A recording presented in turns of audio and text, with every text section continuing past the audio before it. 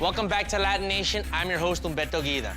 Now, up next, we catch up with mixed martial artist Albert Tapia. The bantamweight contender is nicknamed Buenas Noches, which means good night, because he puts people to sleep. Get it?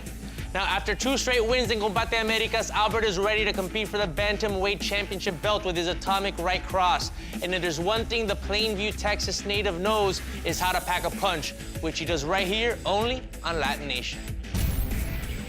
En Acción, brought to you by the U.S. Army.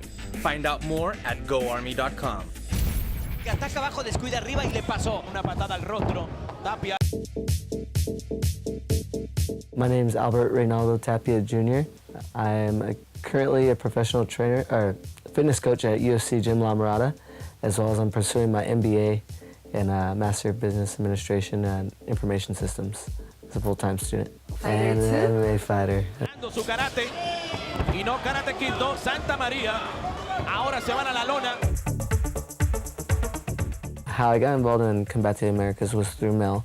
Mel contacted me earlier, I think last year in April, and I didn't take the fight. I was already booked for a show in Texas, and that fight fell through, and then I still didn't get Combative, and I was kind of, worried about getting up another opportunity. And then Mel called me again for a short notice fight in August against Jonathan Santamaria, and I put on a good show, Fight of the Night award, and got a call back to fight against Benji. I started fighting in Texas at traditionally like a boxing, kickboxing gym, Team Extreme out of Plainvew Texas under Tommy Alcazar. I spent 5 years there, so he definitely brought me up to where I'm at now, and now I'm here in Irvine under Team Oyama. And I think one of the biggest obstacles that I have in martial arts is being able to separate the time between being a coach and being a fighter. And, being able to tell the difference between the two. Some get in like an active coaching role and don't focus on themselves. And you have to be able to do both. And aside from that, if you're just coaching and fighting as well as I go to school, so time management. Being able to dedicate time to school, dedicate time to training, and then work. Right now, my education is definitely my backup plan. If things don't go well, I just fell into coaching. I just enjoy it, being able to share my knowledge with other people and see them grow. You get to touch a lot of lives on a daily basis, and I think it's just an amazing opportunity to share. I think one of the most rewarding things as a coach is seeing your students excel or grasp the knowledge, learn, just constantly improving. Just seeing them get better from where they started is just, enjoyable in itself.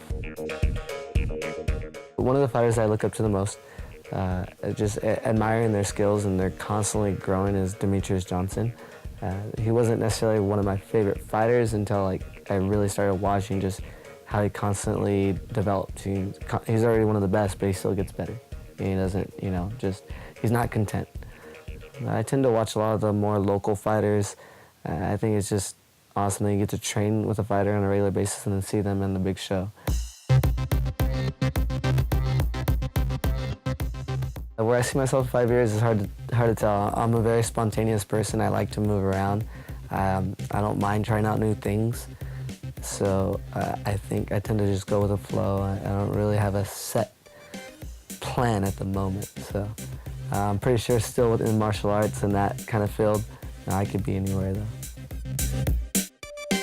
Vean el giro de Santa María, le pega entre la oreja y la mandíbula.